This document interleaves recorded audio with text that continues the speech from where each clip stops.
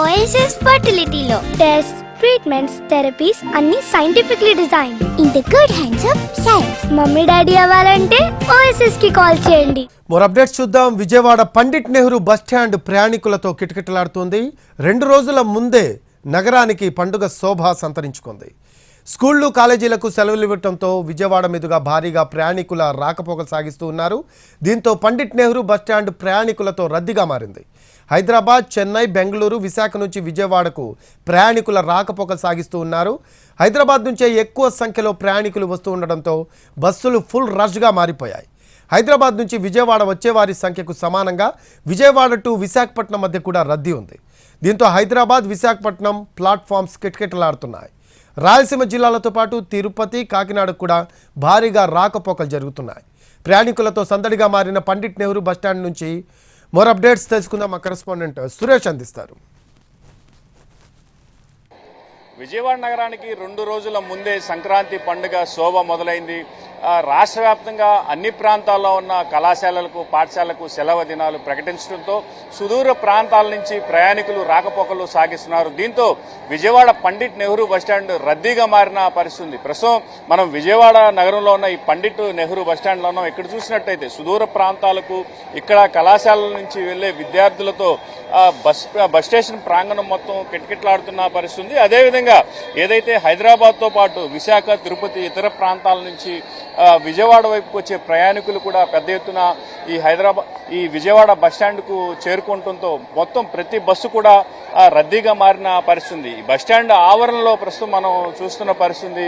ఏదైతే ఈ ప్లాట్ఫామ్స్ పై కూడా ప్రయాణికులు పూర్తి స్థాయిలో నిలిచిపోయి ఉండటంతో ఎక్కడికక్కడ రద్దీ వాతావరణం కనిపిస్తుంది. ఏదైతే ఈ హైదరాబాద్ నుంచి విజయవాడకు చేరుకునే ప్రయాణికులు కూడా ఎక్కువగా ఉన్న నేపథ్యంలో భారీగా ఈ బస్టాండ్ ఆవరణ మొత్తం ప్రయాణికులతోటే రద్దీగా మారిపోయింది. అదేవిధంగా ఇటు విజయవాడ నుంచి అటు విశాఖ కూడా ఏదైతే హైదరాబాద్కు ఏ స్థాయిలో అయితే ప్రయాణికులు హైదరాబాద్ నుంచి విజయవాడకు చేరుకుంటున్నారో అదే స్థాయిలో విశాఖపట్నం నుంచి కూడా ప్రయాణికులు ఇక్కడికి చేరుకుంటున్న పరిస్థితి.